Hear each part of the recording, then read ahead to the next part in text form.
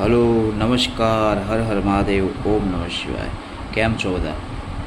I hope કે મજામાં જ છો. અને સપોર્ટ બદલ ખૂબ ખૂબ દિલથી ધન્યવાદ. આવી રીતના સપોર્ટ કરતા રહેજો. આજે મારે વાત કરવી છે ભારતીય સંસ્કૃતિ અને શાસ્ત્રો, જેમ કે કામસૂત્ર છે, શુક્રનીતિ છે અને ભાગવત પુરાણ. એની મુજબ 64 કળાઓ ગણાવવામાં આવી છે. એટલે ભગવાન શ્રી કૃષ્ણ અને એના ભાઈ બલરામ સાંદીપની ઋષિના આશ્રમમાં 64 દિવસમાં 64 કળાઓ છે ને એ શીખી લીધી હતી. તો વિચાર કરો, આપણે કેટલી વાર લાગે? એને 64 દિવસમાં 64 કળા શીખી લીધી બે ભાઈઓએ. એમાં પહેલું છે ને એ છે ગીતમ, એટલે ગાયન કળા, ગાવાની કળા, રાગ આલાપ એ બધું. બીજું છે વાદ્યમ, એટલે વિવિધ વાજિંત્રો, તબલા, વાંસળી કે હાર્મોનિયમ એ વગાડવાની કળા. ત્રીજું છે નૃત્યમ, એટલે ડાન્સ કરવાની કળા. ચોથું છે નાટ્યમ, એટલે નાટક અને અભિનય કરવાની કળા. પાંચમું છે આલેખ્યમ, એટલે ચિત્રકળા, પેઇન્ટિંગ, આર્ટિસ્ટ કરે એ. છઠ્ઠું છે વિશેષ કચ્છેદમ, એટલે કપાળ પર તિલક કે ચાંદલો અલગ અલગ ડિઝાઇનમાં કરવાની કળા. સાતમું છે તંડુલ કુસુંબલી વિકારા, એટલે ચોખા અને ફૂલો વડે પૂજાની થાળી કે રંગોળી સજાવવાની કળા. આઠમું છે પુષ્પાસ્તરણમ, એટલે ફૂલોની પથારી કે આસન સજાવવાની કળા. નવમું છે દસન વસનાંગ રાગા, દસન વસનાન રાગા, એટલે દાંત, વસ્ત્રો અને શરીરને સુગંધિત દ્રવ્યોથી રંગવાની કળા, એટલે સ્પ્રે, અત્તર, સેન્ટ ઈ. 10મું છે મણિભૂમિકા કર્મ, હોય તળિયા ફ્લોર હોય ને જમીન, એની પર મણિ કે રત્નો જડીને સુશોભન કરવાની કળા. 11મું છે શયન રચનમ, એટલે પલંગ કે પથારી યોગ્ય રીતે ગોઠવવાની કળા. આ એક કળા છે, બરાબર, શાસ્ત્રોમાં. 12મું છે ઉદક વાદ્ય, એટલે જલ તરંગ, એટલે પાણી ભરેલા વાસણ હોય ને એમાં સંગીત વગાડવાની કળા. 13મું છે ઉદક ઘાત, એટલે પાણીના ફુવારા છોડવાની કે પાણીથી રમવાની કળા. 14મું છે એ છે ચિત્ર યોગા, એટલે ઔષધિઓ અને રસાયણોના મિશ્રણથી અવનવા પ્રયોગો કરવાની કળા. 15મું છે માલ્ય ગ્રથન વિકલ્પા, એટલે માળા અને ગજરા એ ગૂંથવાની કળા. એ એક કળા છે. 16મું છે શેખરાપીળ યોજના, એટલે માથા પર મુગટ, સાફો કે ફૂલોની કલગી સજાવવાની કળા, એને કહેવાય શેખરાપીળ યોજના. એ એક કળા છે. 17મું છે નેપથ્ય પ્રયોગા, એટલે વેશભૂષા, મેકઅપ આર્ટિસ્ટ કરે ને ડ્રેસિંગ એ કરવાની કળા, એને કહેવાય નેપથ્ય પ્રયોગા. 18મું છે કર્ણપત્ર ભંગા, એટલે કાનના ઘરેણા અને કુંડળ એ બનાવે ને એ કળા, એ છે કર્ણપત્ર ભંગા. 19મું છે ગંધયુક્તિ, એટલે અંતર, સેન્ટ અને સુગંધિત દ્રવ્યો હોય ને એને બનાવવાની કળા. 20મું છે ભૂષણ યોજના, એટલે કહેવાય ને ઘરેણા છે ને એ કઈ રીતે એને ક્યાં પહેરવા તેની કળા, બરાબર. 21મું છે ઐન્દ્રજાલ, એટલે જાદુગરી કે નજરબંધીની કળા, જેને કહેવાય કાળા જાદુ, નજરબંધી, ઐન્દ્રજાલ, બરાબર. પછી 22મું છે કૌચુમાર યોગા, એટલે શારીરિક સુંદરતા અને શક્તિ વધારવાના પ્રયોગની કળા. 23મું છે હસ્તલાઘવમ, એટલે હાથની સફાઈ છે, જાદુગર કરતા ને જાદુના ખેલમાં હાથ ચાલાકી, એ કહેવાય હસ્તલાઘવમ, એ એક કળા હતી. 24મું છે વિચિત્ર શાક યુષ ભક્ષ વિકાર, એટલે તમને એમ થાય કે હું એટલે અવિનવી રસોઈ, શાકભાજી અને વાનગીઓ છે ને એ બનાવવાની કળા, એને કહેવાય પાકશાસ્ત્ર. શાસ્ત્રમાં એનું વર્ણન છે વિચિત્ર શાક યુષ ભક્ષ વિકાર ક્રિયા. 25મું છે પાનક રસ રાગાસવ યોજના, શરબત, મુરબ્બા અને આપણે કહીએ ને અથાણું, એટલે આસવ એટલે પીણા એ બનાવવાની કળા. 26મું છે સૂચિવાન કર્માણી, એટલે કહેવાય સિલાઈ કામ અને ભરત ગૂંથણ કરવાની કળા, અત્યારે જે દરજી કામ કરે એ. 27મું છે સૂત્ર કીડા, એટલે દોરી કે દોરા વડે અવનવી આકૃતિઓ બનાવવાની રમત, હાથથી દોરા વડે.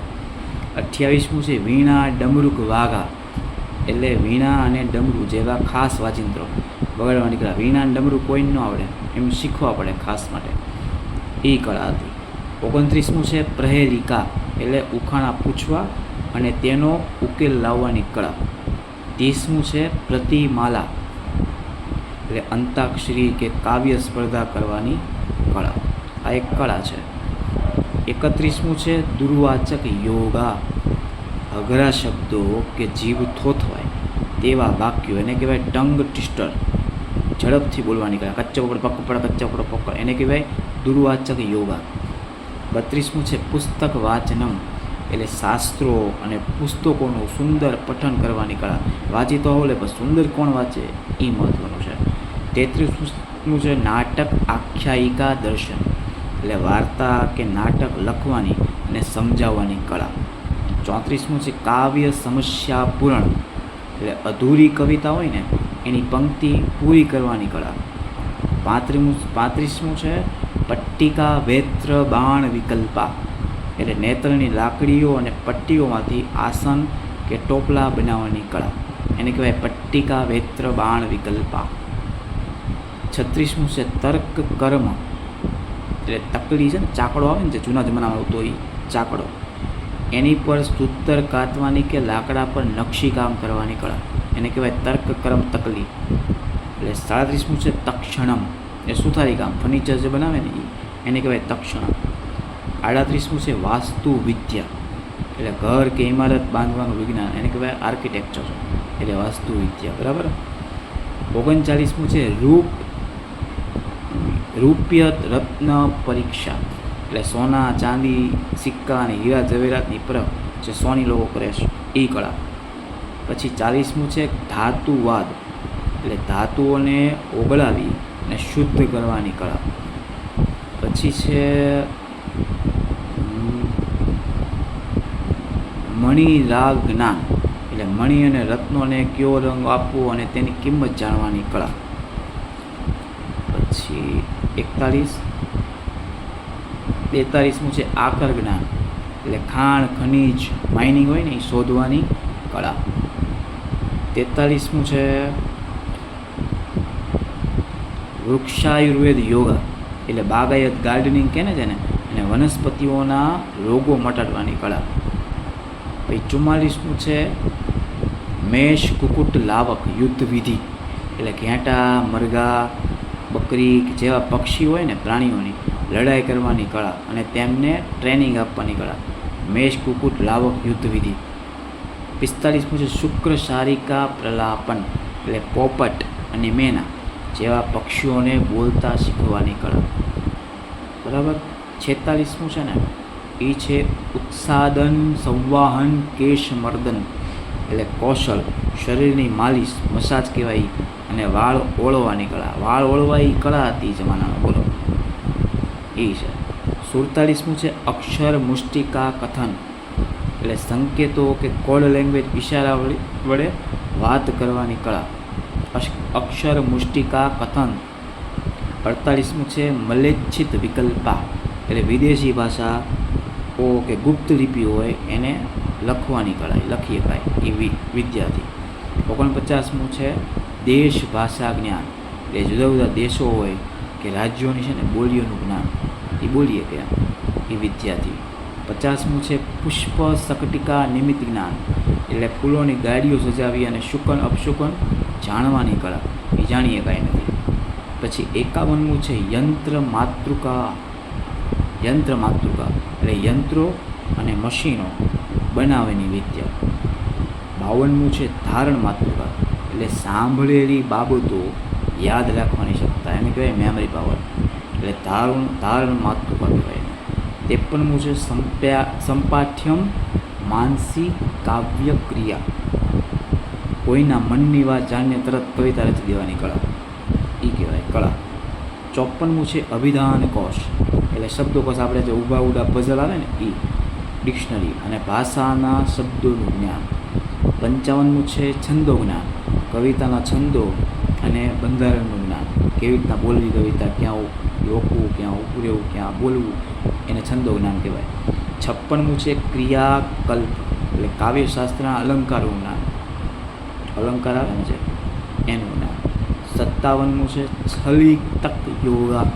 છલિતક યોગા, એટલે પોતાની ઓળખ છુપાવીને વેશ પલટો બારવટીયું કરે નહીં, એટલે બહુરૂપી કરવાની કળા, ગમે એનો વેશ ધારણ કરીએ કે એને કહેવાય છલિતક યોગા. 58મું છે વસ્ત્ર ગોપટ, એટલે ફાટેલા કપડાં સાંધવા અથવા વસ્ત્રને સુંદર રીતે પ્રદર્શિત કરવાની કળા, જે ડિઝાઇન મૂકીને સીવે ને એને કહેવાય વસ્ત્ર ગોપટ. 59મું છે ધૂત વિશેષ, એટલે જુગાર કે ચોપાટ જેવી રમતો છે ને એ રમતો છે એમાં એની ચાલાકી. પછી છે 60મું આકર્ષ કીડા, એટલે પાસા ફેંકીને રમાતી રમતોનું જ્ઞાન, એ જે શકુનીમાં રમતા ને એ. 61મું છે બાલ ક્રીડનક, એટલે બાળકોના રમકડા બનાવવાની અને તેમને રમાડવાની કળા, એ બાલ ક્રીડનક કહેવાય એને. 62મું છે વૈનાયિકી વિદ્યા, એટલે શિષ્ટાચાર, વિનમ્રતા અને શાસન ચલાવવાની કળા, વૈનાયિકી વિદ્યા. 63મું છે વૈજયિકી વિદ્યા, એટલે યુદ્ધમાં વિજય મેળવવાની વ્યૂહરચના, વાર ટેટિક્સ કહેવાય ને એ વૈજયિકી વિદ્યા એને એ કહેવાય. અને 64 છે વ્યાયામિકી વિદ્યા, એટલે કસરત, કુસ્તી અને શારીરિક ફિટનેસ જાળવવાની કળા. એટલે આ 64 કળાઓ બંને ભાઈ 64 દિવસમાં શીખી ગયા, એટલે એક દિવસમાં એક કળા શીખી આવે. અને આ છે ને ભાઈ પ્રાચીન ભારતમાં આ બધી કળાઓ જે મેં બોલી છે એ બધી કળાઓ માણસના સર્વાંગી વિકાસ માટે જરૂરી માનવામાં આવી છે. એટલે આવું તો અત્યારે થાય નહીં, કરે નહીં કોઈ, પણ આ 64 વિદ્યા છે જોરદાર. વિડીયો ગમ્યો હોય તો લાઈક કરજો, શેર કરજો, સબસ્ક્રાઈબ કરજો, કોમેન્ટ કરજો. સબસ્ક્રાઈબ કરજો બાપા, સપોર્ટ કરજો વાલા. હાલો મહાદેવ તમને બધાની ઈચ્છા પૂર્ણ કરે અને તંદુરસ્તી આપે. હર હર મહાદેવ.